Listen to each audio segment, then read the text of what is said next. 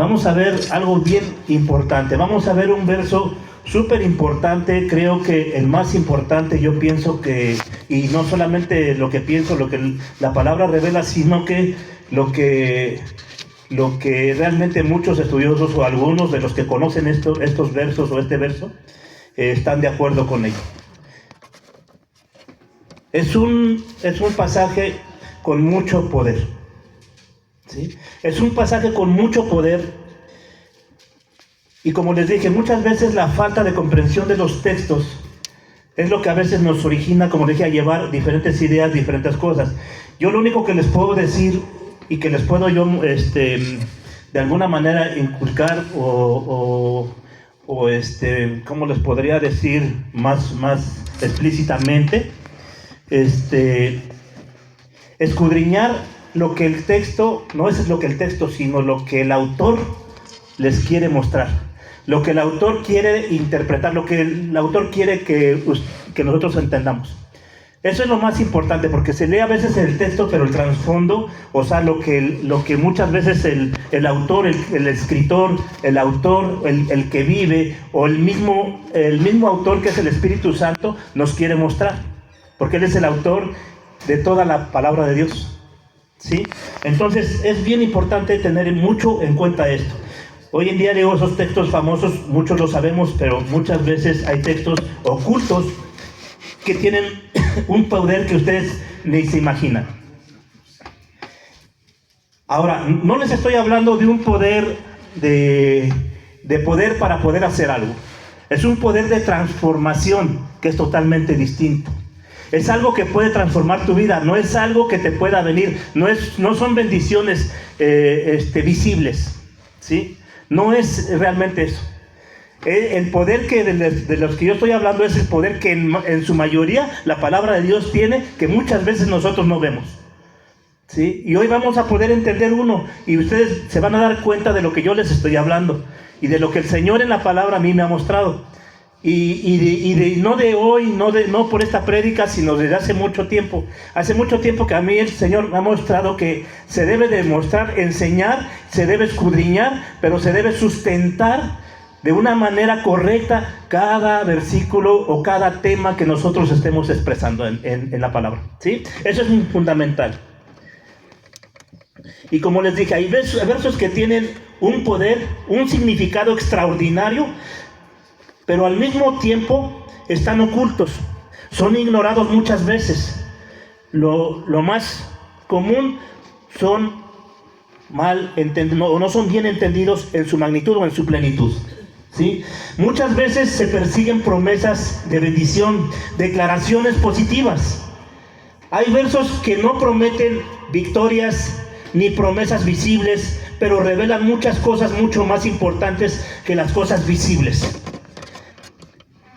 Y no es lo que yo pienso, es lo que la Escritura enseña. La Escritura es un mundo de enseñanza, y entre esa enseñanza podemos ver la provisión de Dios, podemos ver las bendiciones de Dios, las sanidades, podemos ver milagros, entre muchas otras cosas. Todo eso está en la palabra de Dios. Claro que sí, claro que sí.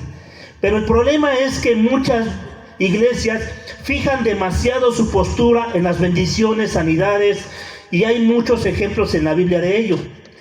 El detalle es que se entiende más el hecho de cómo se da en la forma, pero no en el sentido correcto. Se entiende más por el hecho de decir, yo voy a hacer así como Él hizo para obtener algo. Muchas veces queremos hacer lo que hacen en los ejemplos que la Biblia nos pone en la vida de las personas que Dios ha usado o que Dios ha mencionado en la palabra de Dios. Pero no se explica el verdadero sentido real, lo que el escritor, como les dije hace un momento, quiere que nosotros veamos. No es imitar, es entender el verdadero propósito de cada enseñanza de la Escritura. Eso es lo más importante. Hay textos con mucho más poder, ¿sí? Revelación, y están ocultos y no se conocen como los textos famosos que nosotros acabamos de ver hace un momento, o de los que ustedes me acaban de citar. El día de hoy veremos uno de ellos, y tal vez sea el más poderoso, el más asombroso que existe en la Biblia. Y ustedes se van a dar cuenta por qué. La palabra poderoso para este verso no es por el hecho de que sea poderoso, porque te pueda dar bendiciones visibles, sino un poder de entendimiento espiritual, que es lo más importante, entendimiento espiritual. Este verso no promete bendiciones visibles, te revela el corazón de Dios de una manera extraordinaria que, si se comprende, puede cambiar en mucho la vida de cada cristiano. Este verso no es un consuelo común, ¿sí? Es una espada que corta, y que corta el alma a tal grado de unirla a Dios. Esto es lo que se puede comprender, lo que dice la palabra, ¿sí? Lo que dice la palabra en Hebreos 4:12, si me acompañan a Hebreos 4:12. Sí, Hebreos 4:12. En adelante. ¿Alguien me lo puede leer fuerte, así que escuche bien?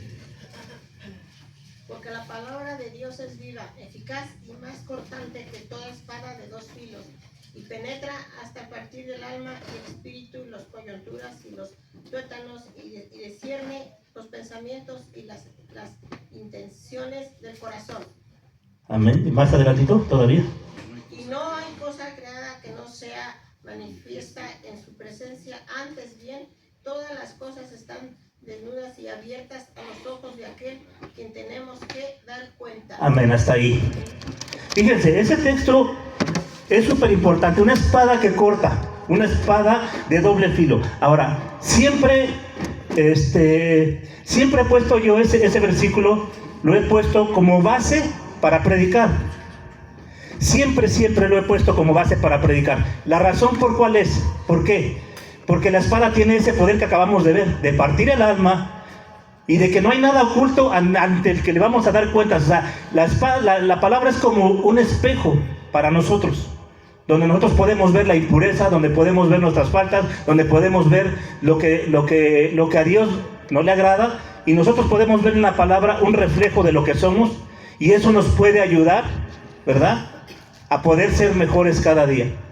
Ahora, ese verso para mí es súper importante, para mí es uno de los favoritos, para mí de los que tengo, y como les dije, es la base para yo predicar, porque me ha enseñado el Señor que no es que nosotros, bueno, yo respeto todas las formas de predicar de los hermanos, de los pastores y de todo, pero en la forma en que Dios me ha mostrado a mí es el hecho de mostrar siempre la palabra, no realmente con la vida de las personas. O sea, siempre lo he explicado, inclusive en San Miguel se los he dicho, no me meto yo casi con la vida de las personas. Lo que yo trato siempre es de mostrar los textos de lo que Dios piensa, no de lo que yo pienso, porque la palabra es la que tiene el poder, no nuestras palabras, y la palabra es la que tiene ese poder de transformación. Por eso es que yo siempre la palabra me lleva a enfocarme al estudio, al conocimiento y al entendimiento de cada texto, para que nosotros podamos entenderlo y eso sea realmente algo que se quede grabado en nuestra mente. Porque a veces la psicología te pega 2 o 3 días, pero al cuarto o quinto día ya somos de nuevo los mismos. Pero el conocimiento, algo que se te queda en la mente, en el corazón, no se borra tan fácilmente, pero cuando has bien entendido, y sobre todo cuando viene de la palabra. Ahora, la palabra que a veces se utiliza mucho es que nosotros tenemos que exhortarnos los unos a los otros, o hay que exhortar, pero la exhortación no es regañar al hermano. La exhortación no es decirle no hagas esto, no hagas el otro. La exhortación viene por medio de la palabra, porque la palabra trae la exhortación de Dios, no la nuestra. Trae la exhortación directa de Dios. Entonces yo no le voy a decir al hermano no robe, porque el hermano sabe que para Dios eso es pecado, pero tengo que explicarle por qué Dios es así. Y hoy vamos a ver por qué nosotros muchas veces no valoramos a veces el hecho de lo que es Dios, para que haya un cambio verdadero en nuestra vida. Y este verso nos va a ayudar mucho a eso precisamente.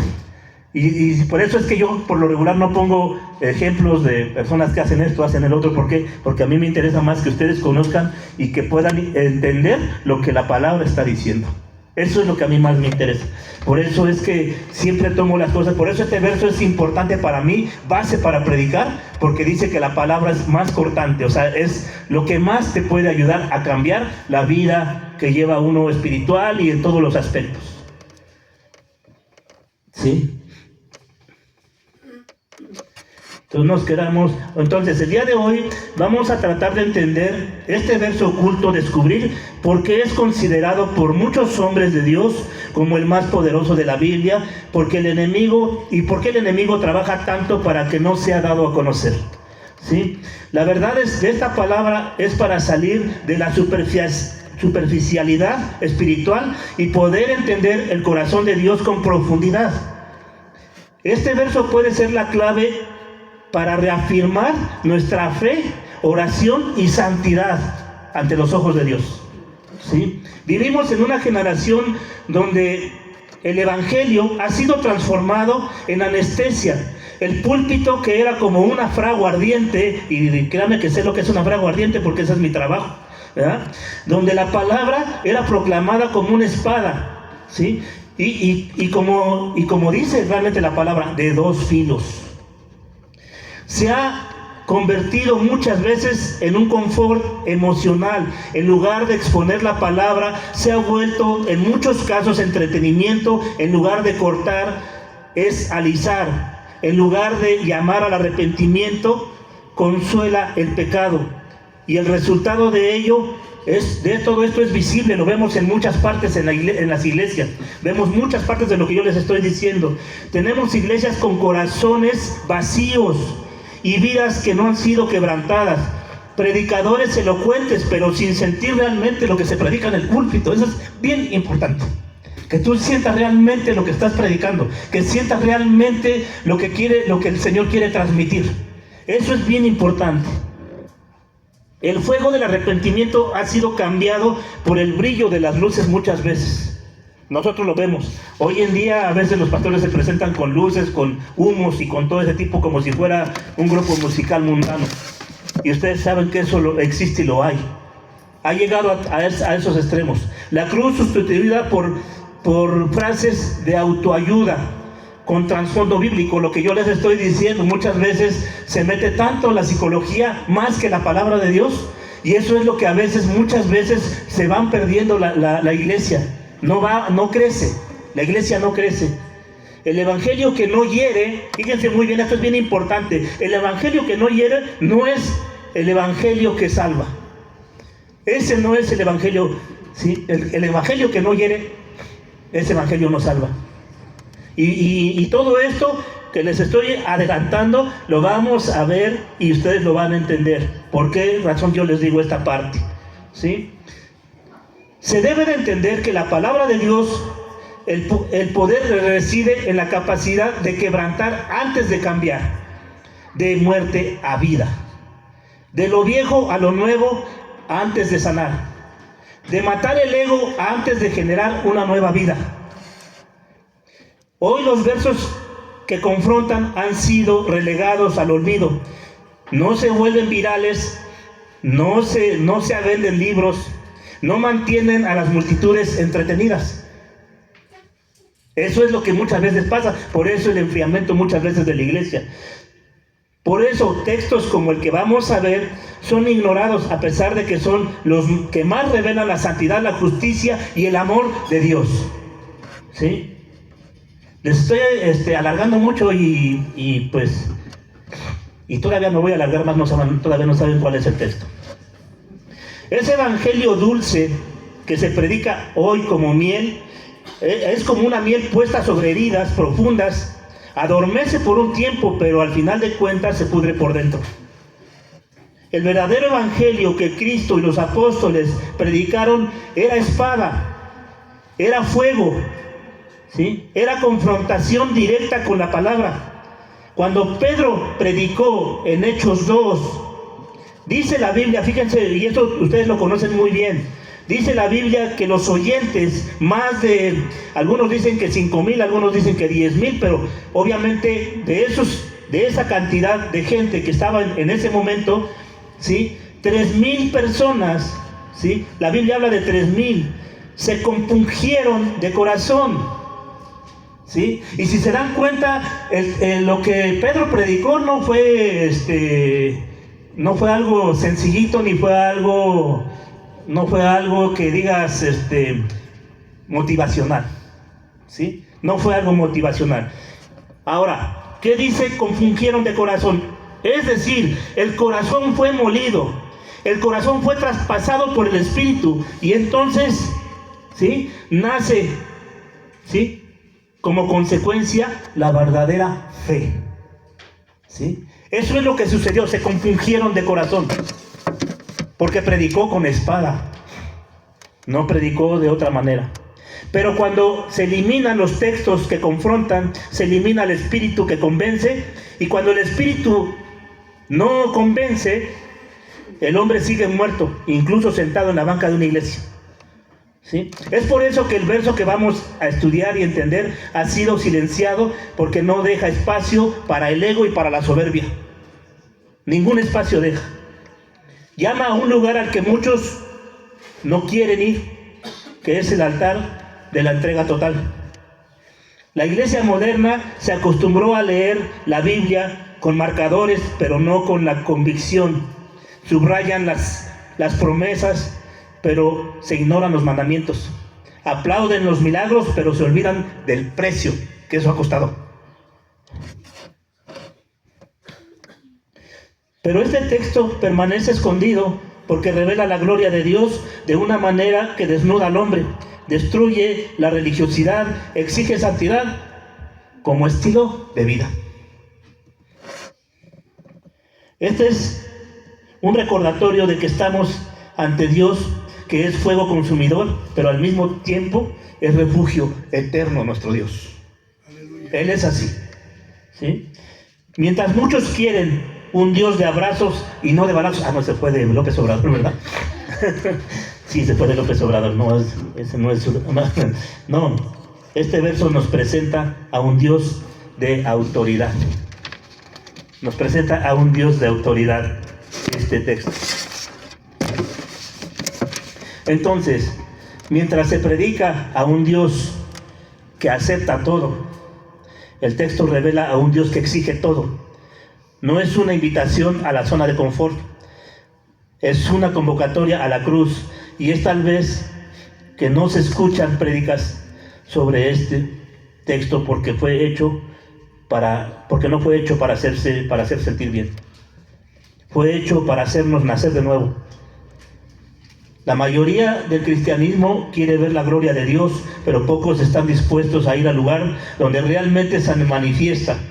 Porque cuando la gloria de Dios aparece, aplasta, no celebra su fuerza, no revela su debilidad del hombre, no confirma su espiritualidad, sino expone su impureza.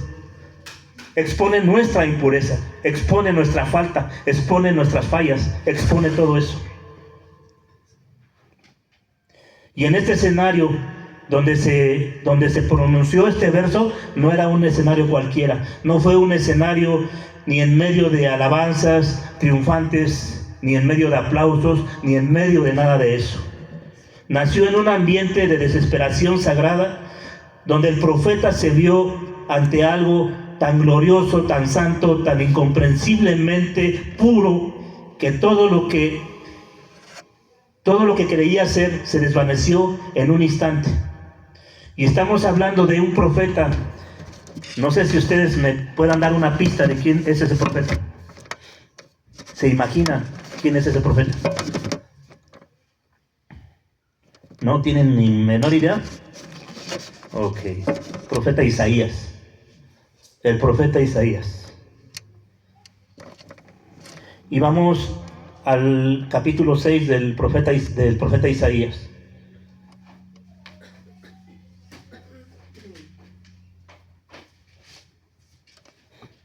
Y vamos a leer el capítulo 6, el versículo 1.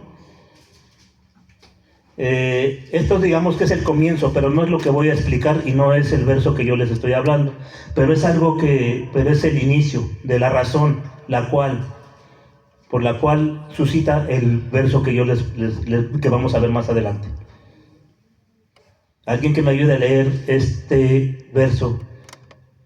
En el año que murió el rey Usías, vi yo al Señor sentado sobre un trono alto y sublime, y sus faldas llenaban el templo. ¿Sigo? Amén, sí, lee un poquito más. Por encima de él había serafines, cada uno tenía 6 alas, con 2 cubrían sus rostros, con 2 cubrían sus pies y con 2 volaban.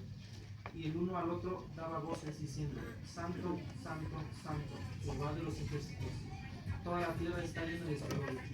Y los quiciales de las puertas se estremecieron con la voz del que clamaba, y la casa se llenó de humo.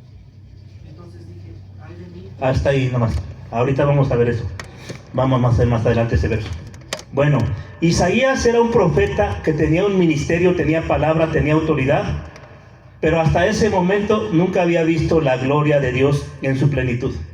Y cuando la vio, lo que pasó en la vida cambió muchísimo. Como les dije, no era cualquier profeta, era un profeta muy poderoso, usado por Dios, con un poder extraordinario, ¿sí?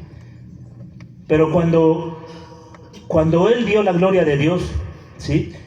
Fíjense muy bien lo que él dice. Él tenía autoridad, pero cuando había visto la gloria de Dios en su plenitud, y cuando la vio, como él no tenía ni idea, pero cuando él vio, no gritó, no cantó, no saltó, sino que se derrumbó. Por eso es que la gloria de Dios, eso es lo que la gloria de Dios le hace al hombre, que aún tiene una sensibilidad espiritual. Eso es lo que Dios hace. Ahora sí vamos, léeme el versículo 5, el verso 5 del capítulo 6. Sí, el que estabas leyendo. ¿Qué ibas a leer? Dice: entonces dije: ay de mí, que soy muerto, porque siendo hombre inmundo de labios y habitando en medio de pueblo que tiene labios inmundos, han visto mis ojos al Rey, Jehová de los ejércitos. Amén, hasta ahí. Miren, este verso es clave. Que se considera, porque este es el verso, que se considera el más poderoso, no solo revela quién es Dios, revela quiénes somos nosotros realmente cuando estamos frente a la gloria, a la majestad, a la pureza, a la santidad de Dios. Ese es un espejo, ¿sí?, donde no hay nada oculto. Ese es el espejo donde no hay nada oculto. Dice Isaías, dijo: estoy muerto. ¿Sí? El verbo en hebreo de esta palabra transmite la idea de aniquilación, como si dijera: he sido desechado, ya no existo. Eso es lo que dice esa parte que existe, dice: estoy muerto. O sea, no hay espacio para la actuación, para la vanidad o la reputación cuando los ojos humanos contemplan la santidad de Dios, cuando podemos entender lo que es la santidad de Dios. Este verso es un espejo, ¿sí?, es un espejo roto ante él. El alma del profeta, ¿sí?, rota. Y es por eso que tiene tanto poder.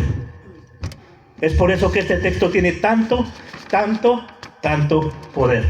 Y lo vamos a explicar todavía, aún falta muchísimo para explicar esta parte. ¿Sí? Porque deshace la ilusión del yo, nos saca de la condición religiosa, nos arroja de rodillas ante el trono de Dios. Hace que ninguna predicación moderna quiere hacer. Destruye la falsa identidad para que la identidad eterna pueda nacer en cada uno de nosotros. Podemos ver que ningún hombre está listo para el ministerio, para la fe o para el cielo, hasta que haya muerto a sí mismo ante la santidad de Dios. Eso es lo que podemos nosotros entender en este texto. Y todo comienza con una declaración de Isaías: ay de mí que soy muerto. Este verso es el que tiene tanto poder porque aquí inicia el verdadero milagro, el de la quiebra del ego, porque el hombre solo puede ser usado por Dios después de ser destruido por él mismo. Dios te tiene que destruir para volver a reedificar. Destruyó en el orgullo, en la vanidad, en la justicia propia, en la carne, para poder vivir en el Espíritu. La gloria de Dios no es espectáculo, no es una revelación que rompe las estructuras. Esto es una revelación que rompe las estructuras del corazón, y fue eso lo que Isaías vivió. Dios no unge a quien no ha sido quebrantado. La palabra cristiano, como en otras ocasiones se los he explicado, significa pequeño ungido, que tenemos que la unción del Espíritu Santo, que somos el templo del Espíritu. La palabra cristiano, entre otras cosas, muchos piensan que es seguidor de Dios, entre otras cosas sí, pero sabemos que la palabra Cristo es el ungido. Cristianos somos pequeños ungidos porque tenemos al Espíritu de Dios, pero para tener al Espíritu de Dios primero tenemos que morir. La palabra de Dios lo dice, no solamente o lo estoy mencionando, la palabra siempre lo ha dicho: morir con Cristo, juntamente con Él. A eso se refiere. A eso se refiere. Por eso es bien importante, si desde el principio entender lo que es la palabra cristiano. Cuando digan que yo soy cristiano porque soy un pequeño ungido, porque tengo la unción del Espíritu Santo. Eso es algo primordial que el cristiano tiene que saber siempre. Para poderse llamar cristiano, hijo de Dios, necesitamos saber todo eso, para poder contestar cuando nosotros nos pregunten. Eso significa, bíblicamente eso significa pequeño ungido, la palabra cristiano. Y como les dije, no envía, ¿sí?, a quien no ha sido vencido. No exalta a quien no ha aprendido a morir. Este es uno de los mayores misterios espirituales que la generación actual muchas veces se rechaza. Muchas veces se rechaza. Pero que nosotros lo podemos ver impreso en cada línea de vida de los profetas, de los apóstoles, inclusive, obviamente, principalmente del propio Cristo. Antes de que Isaías escuchara, porque más adelante vamos a ver donde Dios le dice la palabra: ¿quién va a ir? O ve, ¿sí? Y di a este pueblo. Antes de eso, tuvo que declarar: ay de mí, que estoy muerto. Antes de decir yo voy a hacer la voluntad de Dios o lo que Dios me manda, él dijo: ay de mí, que estoy muerto. Primero tuvo que morir, ¿sí? Antes de que, fíjense muy bien, esto es bien importante. Antes de que Moisés liberara al pueblo, pasó 40 años en el desierto siendo olvidado. Pues ustedes conocen muy bien la historia de Moisés, cuando salió, que mató a ese hombre que salió de Egipto. Estuvo 40 años en el desierto perdido, olvidado totalmente, ¿sí? Y eso fue antes de que Moisés liberara por manos de Dios al pueblo de Israel. Pasó esos 40 años en el desierto. Antes de que Pablo escribiera cartas que moldearían a la iglesia, que la palabra que hoy tenemos, estuvo ciego por 3 días sin comer y beber. Y también pasó por el desierto cuando recibió la revelación de todo lo que es para la iglesia. De todo lo que recibió en las cartas apostólicas, él pasó también un tiempo en el desierto. Aparte de que cuando tuvo ese encuentro con el Señor, quedó ciego y por 3 días no comió ni bebió, dice la palabra. Entonces, si ustedes se dan cuenta, el patrón se repite. En cada persona que el Señor ha preparado para ser usado, primero ¿qué hace? Quebranta. Primero destruye. Porque el apóstol Pablo, cuando tuvo su primer encuentro con él, recuerden que él venía persiguiendo a la iglesia, él venía persiguiendo, matando, encarcelando a la iglesia. Cuando tuvo el encuentro, se rompió todo ese ego. ¿Qué decía el apóstol Pablo? Recuerden cuando tenía todos esos títulos, de los he echado por basura por ganar a Cristo.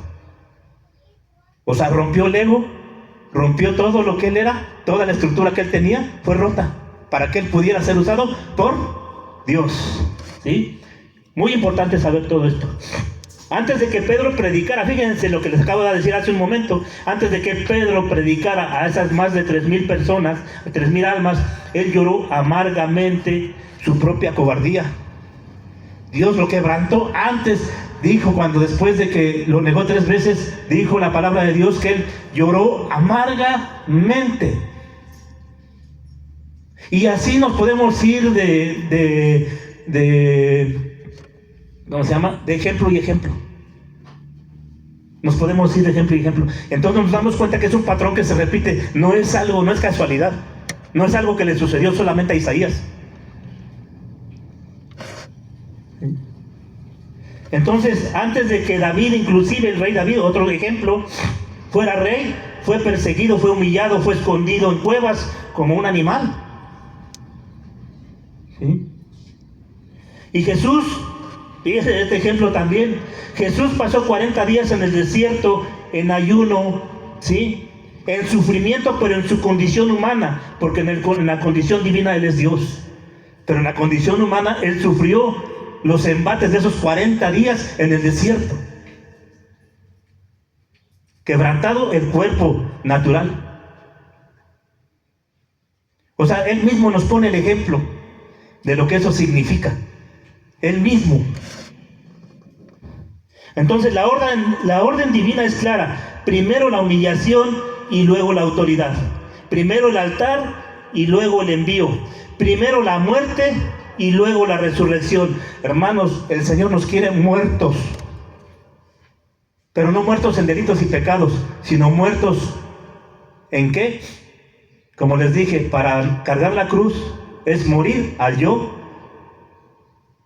Es morir a los deseos de la carne, es morir a los deseos visibles. Así nos quiere el Señor, muertos. Es como Él nos quiere.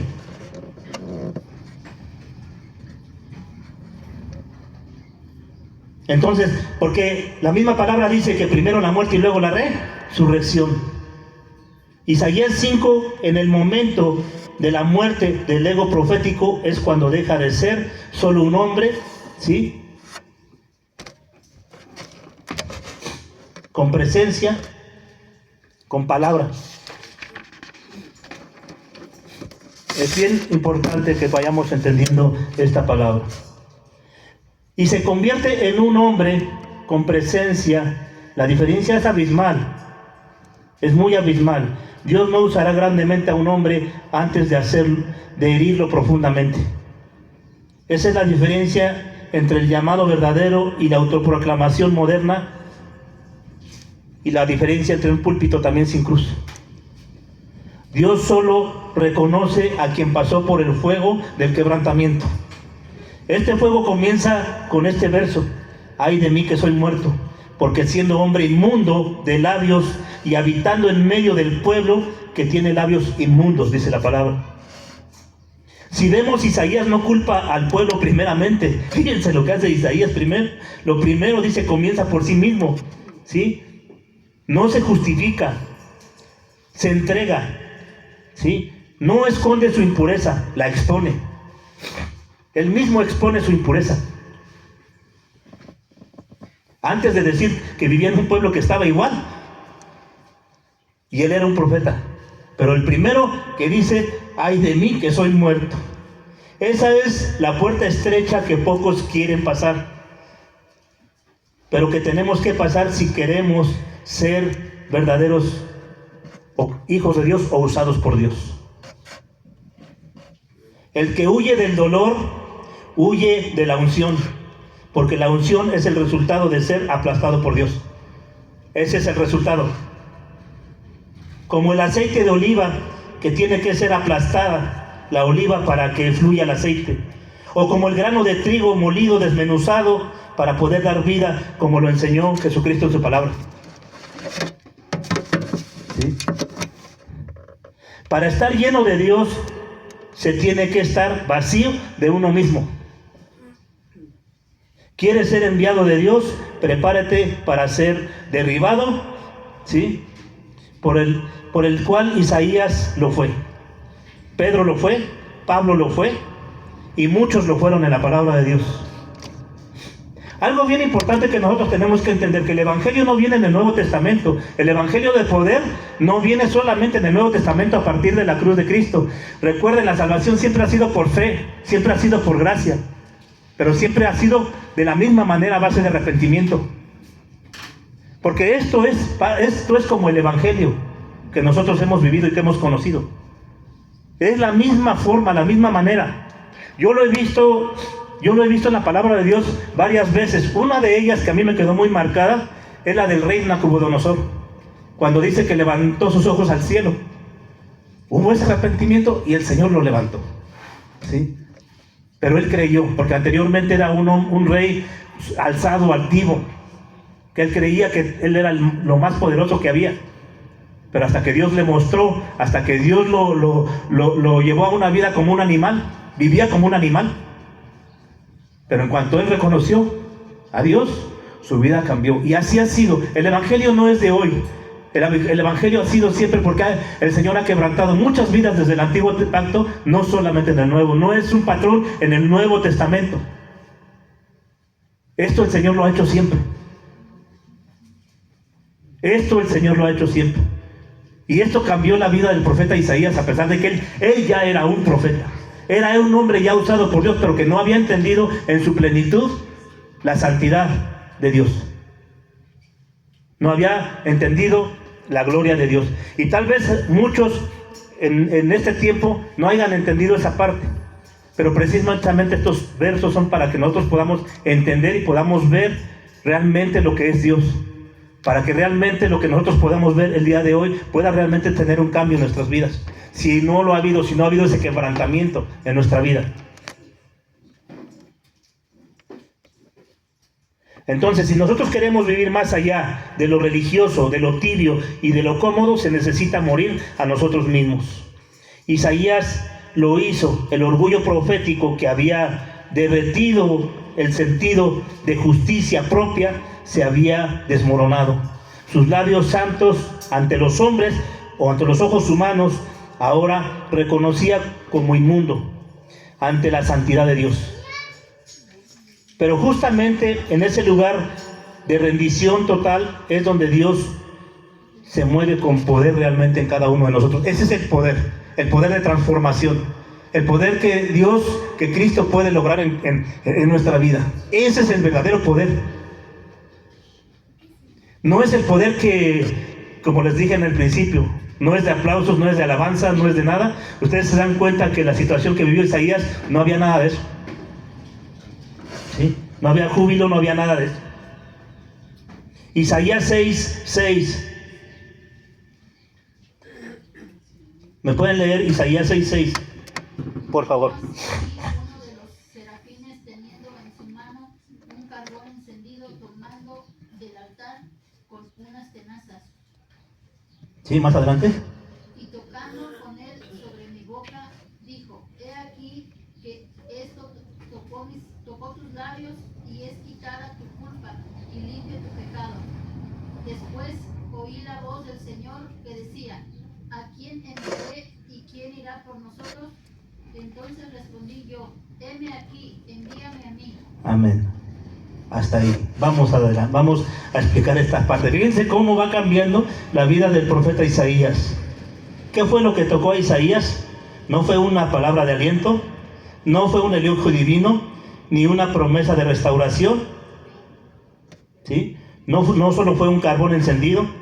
El altar de Dios liberó fuego.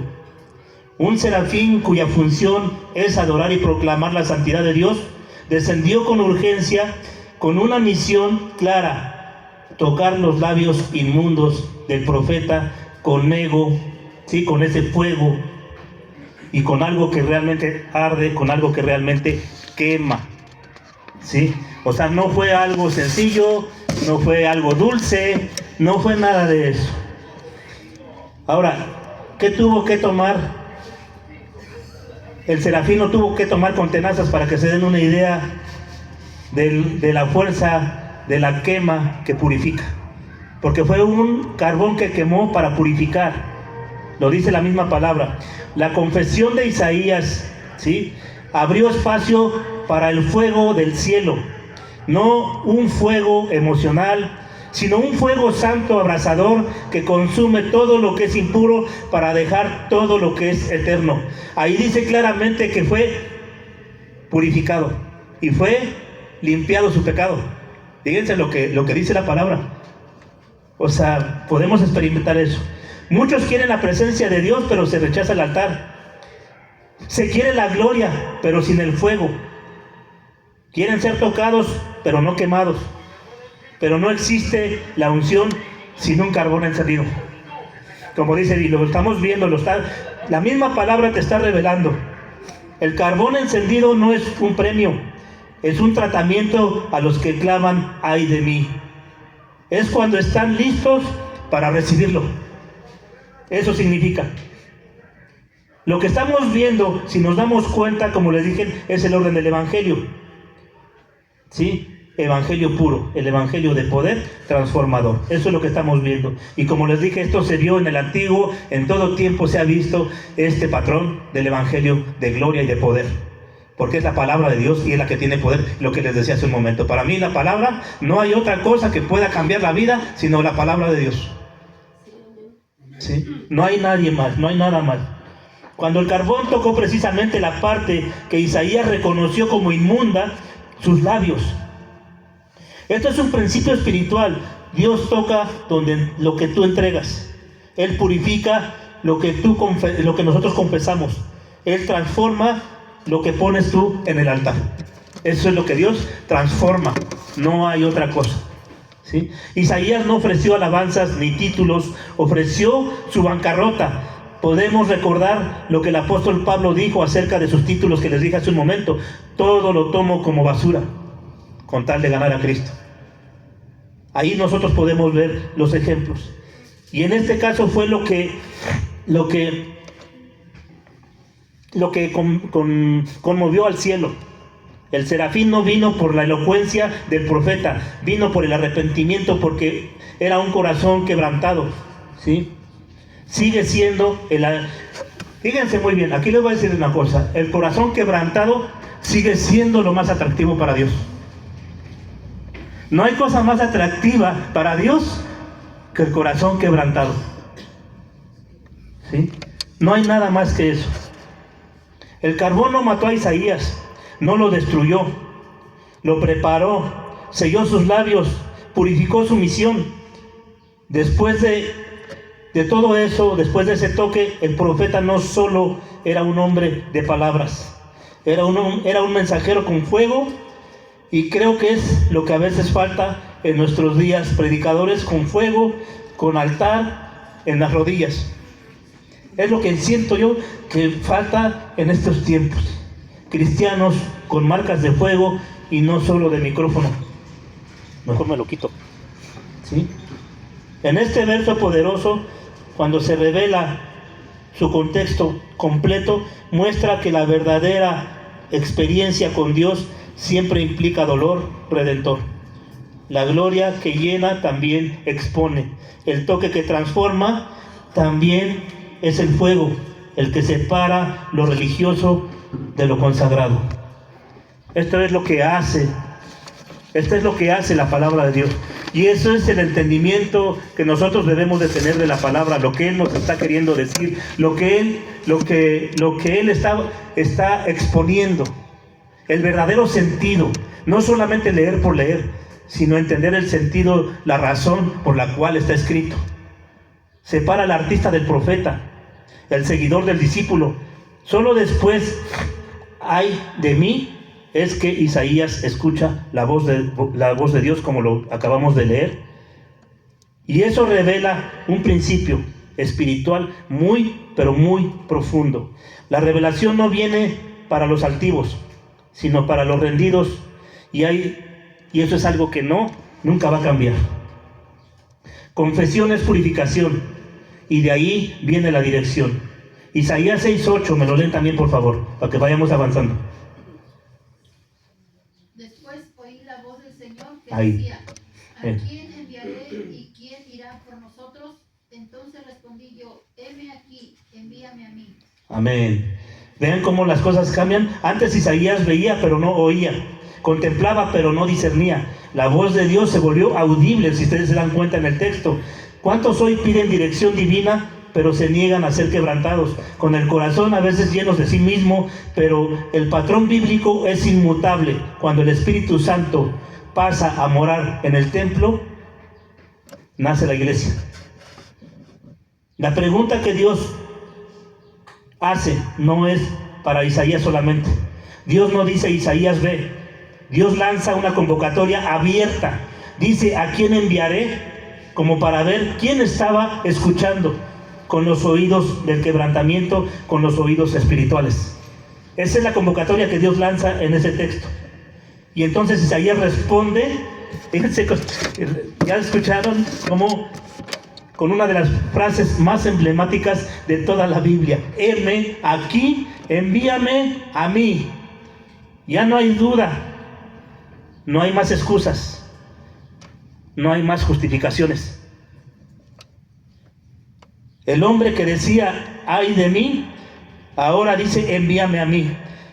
El mismo labio que antes confesaba inmundicia, ahora muestra disposición. El mismo corazón que temblaba ante su gloria, ahora arde con transformación, que solo la santidad puede generar. Es la respuesta que nace cuando el alma es expuesta bajo el peso de la presencia de Dios.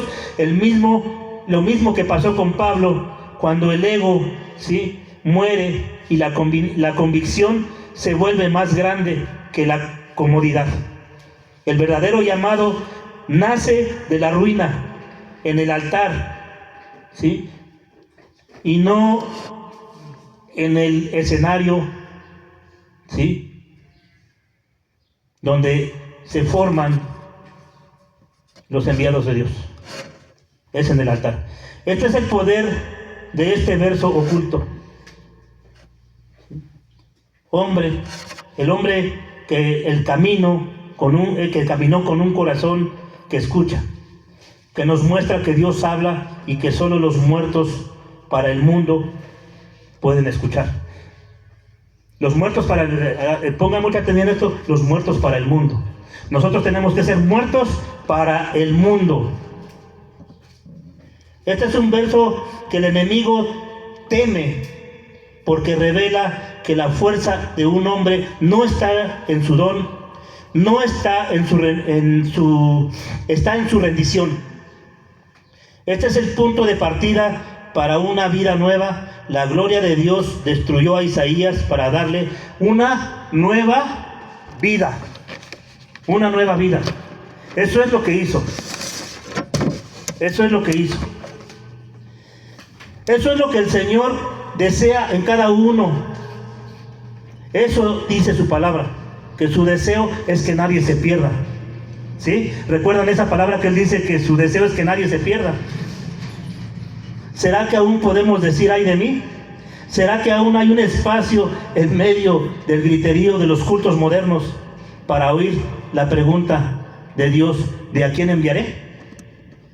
La respuesta que Dios espera por labios que fueron purificados, por corazones que fueron cambiados, por hombres y mujeres que han llegado al final de sí mismos, es el fuego que precede a la cruz, el camino estrecho.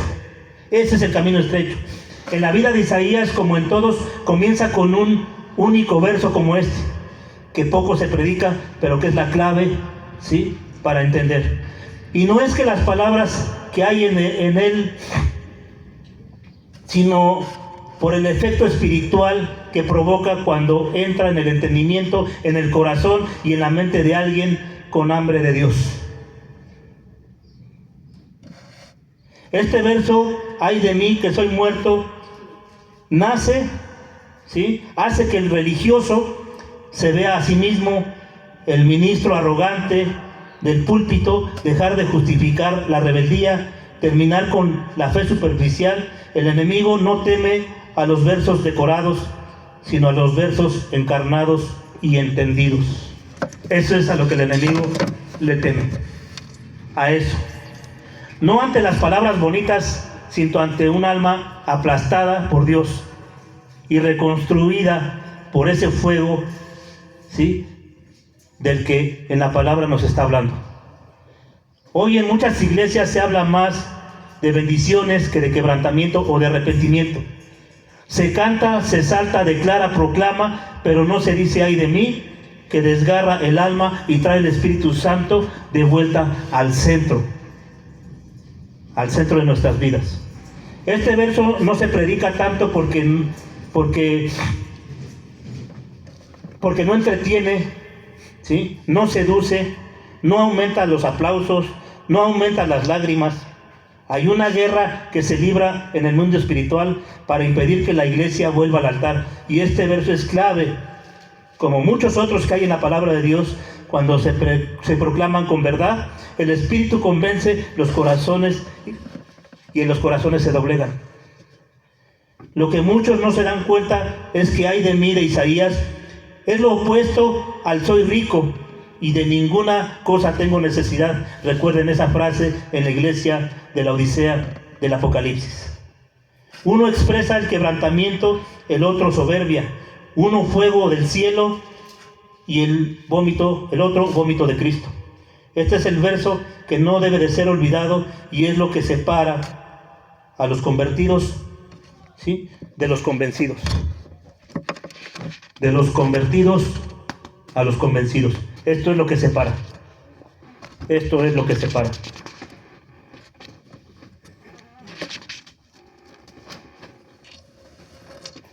Los profetas verdaderos son predicadores.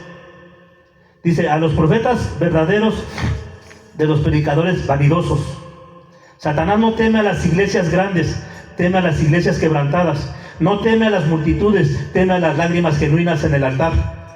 Isaías 6:5 es un recordatorio de que el cielo no se mueve por la actuación, sino por la verdad interior.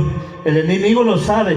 Una iglesia que vuelve a este versículo es una iglesia que se vuelve peligrosa, porque donde el quebrantamiento hay presencia de Dios, donde hay quebrantamiento. Este versículo es lo que Dios desea reavivar en esta y en todas las generaciones que vengan. Por eso es importante que ahora se vuelva el más importante, el más famoso de nuestra vida. Hay algo muy importante que debe regresar a la iglesia como prioridad: la espada. ¿Sí? La espada de dos filos en la boca de los santos. Ustedes saben quiénes son los santos. No son los que predicamos en el púlpito, es el cuerpo completo, la iglesia. Así le llamaba el apóstol Pablo, pero la verdadera espada, no la del orgullo religioso, no la hoja de acusaciones, sino la espada del Espíritu, afilada por el arrepentimiento, la espada forjada con el fuego de la presencia de Dios. Debe llenar los púlpitos, debe llenar los hogares, ¿sí?, a los predicadores, a los discípulos. Este verso no es muy bonito, depende de cómo lo veamos nosotros. No es fácil, pero es verdadero. Y donde hay verdad, hay libertad. No hay atajos para el cielo. El camino es estrecho, es ser atravesados por la espada. Eso es lo que significa. Y por último, para terminar, ¿por qué Isaías llega a este punto? Si nosotros retrocedemos al versículo 1, él ve la gloria de Dios, él ve el trono de Dios, él ve la pureza de Dios, él ve todo lo hermoso y extraordinario que es el trono de Dios. Y ante tal justicia, ante tal santidad, ante tal, ¿cómo les podría explicar esta parte tan importante, tan bella, tan hermosa? O sea, poder ver en todo su esplendor la gloria de Dios, es cuando él se da cuenta quién realmente era él. Entonces, para que este texto sea comprendido, lo primero que tenemos que comprender es quién es Dios y conocer sus atributos, conocer lo que realmente él es. Hay muchos textos que nos revelan la gloria de Dios y creo que nos debemos de enfocar en esa parte, porque esa parte fue la que hizo que este verso, que esta declaración de Isaías, ¿sí?, fuera dada. Esto fue lo que originó el ay de mí que soy muerto, porque como yo voy a estar en un lugar donde Dios ha prometido con todo lo que yo llevo puesto del mundo, con mi arrogancia, con mi impureza. ¿cómo yo voy a poder poner un pie en ese lugar? Esa es la verdadera razón por la cual este verso es tan poderoso. Y yo quiero que como iglesia, hermanos, este sea el capítulo o el verso más poderoso, pero el más famoso, el más recordado, el más visible en la vida y en la mente de cada uno de ustedes. Y cada uno de nosotros más bien. Los demás deben de pasar, son importantísimos. También, pero como les dije, hay que entenderlos. Pero el día de hoy yo quiero que este texto quede grabado en sus corazones, que lo escudriñen, porque aún hay mucho por descubrir. No alcanza el tiempo para explicar todo lo que esto significa. Pero si entendemos realmente esta palabra, por eso dije que ahora no iba a ser tan blandito. Hoy la palabra iba a ser así, ¿sí? Una espada que corta, una espada que convence, una espada que purifica. Y esto es lo que es la palabra. Eso es lo que Dios me ha mostrado desde siempre. Por eso me he enfocado siempre a explicar esto con lujo de detalle. Tratar de explicar, de exponer el verdadero sentido de lo que el Señor nos quiere enseñar con su palabra. Y este es el verdadero sentido. Padre, en esta hora, Señor, yo te doy muchas gracias, bendito Dios, por esta palabra, Señor, bendito Padre. Yo te doy gracias, Señor, porque por tu gracia y tu misericordia hemos podido entender el día de hoy este verso. Yo te pido que este verso, Señor, sea siempre grabado, que nunca se nos olvide, que siempre lo tengamos llevado en nuestro corazón, en nuestra mente, que nosotros podamos entender realmente que tu evangelio, que tu gracia, tu amor, tu misericordia ha sido por siempre, no solamente en estos tiempos, no solamente a partir de la muerte de tu Hijo, Señor. Ha sido siempre un Dios de gloria, de gracia y de misericordia en la vida de muchas personas desde el principio. Yo te doy muchas gracias, bendito Dios, por esta enseñanza de tu palabra, Señor, por este mensaje, Señor, que tú tienes, Señor, que has tenido, Señor, que ha venido a mi vida y ha venido a la vida de mis hermanos, Señor. Te doy la gloria y honra, Padre Santo, Señor, y yo te pido, bendito Padre, que nos sigas mostrando, Señor, tu gloria, tu santidad, que sigas mostrando, Señor, bendito Dios, en todo su esplendor, todo lo que tú eres, Señor, para que nosotros podamos vernos, Señor, a ese espejo que es tu palabra, Señor, que tu palabra, Señor, en este tiempo, Señor, y en todo el tiempo que nos quede, Señor, siempre nos esté cortando, Señor, siempre nos esté exhortando, Padre Santo. Yo te pido, bendito Padre, bendito Dios, que en la vida de mis hermanos y de cada uno de nosotros podamos entender que las cosas visibles no importa, que lo único que importa, Señor bendito Dios, es que nosotros, Señor, te alabemos, bendezcamos tu nombre, Señor, y que seamos dignos de ti, Señor bendito Padre. Ayúdanos, Señor, en nuestra vida, ayuda a mis hermanos, Señor bendito Padre. Pon, Señor, tu palabra, Señor, en su mente, en su corazón, Señor, y que tu Espíritu Santo, Señor, redarguya, Señor, cada cosa, Señor, cada situación, Señor, que podamos vivir, Señor bendito Padre, bendito Dios. Ayúdanos a vivir de fe, Señor, y una fe genuina, una fe verdadera, Señor bendito Dios, que alumbre nuestras vidas, nuestro camino, Señor, en este tiempo, Señor. Que tu palabra, Señor, en nuestra boca, Señor, sea de vida, Señor, para otras personas, Señor. Que se predique tu palabra, Señor, de una manera real, de una manera con el contexto adecuado, de una manera mostrando lo que tú quieres que nosotros sepamos y que todo el mundo sepa, Señor. Yo te pido, bendito Dios, que en cada uno de mis hermanos, Señor, haya esa, Señor, esa sabiduría, Señor, para poder predicar, Señor, para poder ver a más personas, Señor, que sean llamadas, Señor, por ese fuego, que sean transformadas, Señor, que puedan conocer tu gloria, Padre, que puedan llegar a tus pies, Señor bendito Dios. Yo te pido, bendito Dios, con todo mi corazón, Señor, que lo hagas, Señor, conmigo, que lo hagas con todo, Señor, que siempre, Señor bendito Dios, esa espada, Señor, esté vigente, que ese espejo, Señor, que es tu palabra, Señor, sea siempre, Señor, en nuestros ojos, Señor, que podamos verlo, Señor, para que nuestra vida, Señor, sea cambiada, Señor, para que nuestra vida sea transformada, para que nosotros vayamos creciendo en ese conocimiento de tu palabra, Señor bendito Dios. En esta hora, Señor, te doy gracias en el nombre maravilloso de tu Hijo amado, que es sobre todo nombre. Amén y amén. Gloria a Dios, gloria al Señor. Amén. Bendito Padre.